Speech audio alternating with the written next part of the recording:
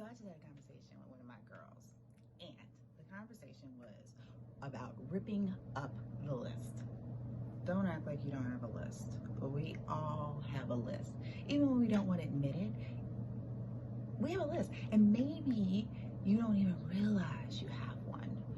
But when you're in a club or anywhere and the person of the opposite sex walks up to you, you scan that person very quickly, many times, to see if they fit your list, the criteria that you have created for who that perfect person in your life should look like, who they should be, how they should walk, what they should be doing with their lives, who they are.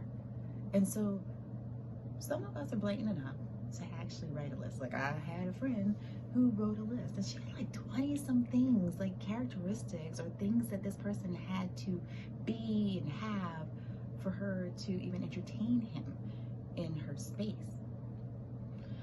And I'm frowning. I'm not judging. I'm frowning. 20 something is a lot, right? But we do have things that we are just like, this is it. You know, I can only accept a person if they meet 1, 2, 3, and 4, and I'm not settling. Well, let me tell you, maybe it's my 51 years of life and my dating experience and having been married a couple of times, but I have learned that you need to rip up the list. Yeah, I know there's some things that you just are not going to accept, and you shouldn't. I mean, but those are basic things, right? Like, basic things. Like, I don't even want to name them, but especially at this age, you know, you want your man to be working, right? And you want him to have his own.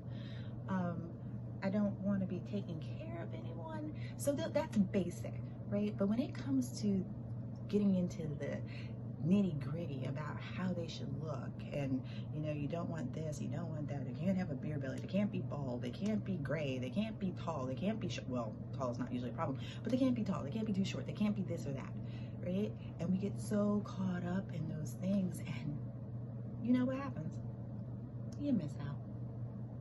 You miss out on Mr. Right, Mr. Yay, Mr. Oh, he makes my heart just skip a beat, because we fall for these people, or at least we think we do, that fit the list. But then there's something missing. They're not really the right one. So you're constantly like shoving this round cylinder into a square hole, right? And it doesn't fit perfectly. And we're so busy trying to make it fit that we're like wanting to shave it and change us to make them fit. And it doesn't. They don't make us happy. They don't make us giggle. They don't make our hands so wet, and they don't make us just feel so special, because they're not the right ones. They appear on paper to be the right ones, but they're not. Now, my right one kind of slipped in under the radar. My last right one, my soulmate, my everything.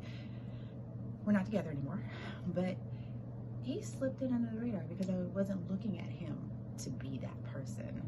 And he came in as a friend. And as a friend, I didn't have a guard up. I didn't have my list out checking boxes. I just was being friendly with a man. And it turned out to be the best friendly of my entire life. So if I didn't learn anything else, is I need to rip up the list. Do away with it, cut it up, burn it, shred it. Just no more list. Let life happen, let love come. But you have to be open to let love come. Rip up the list. Allow Mr. Right to find his way in without being blocked by artificial barriers. Take it from someone who knows. Been there, done that. I don't have a list anymore. My heart is wide open for whatever God has for me. Have a good one.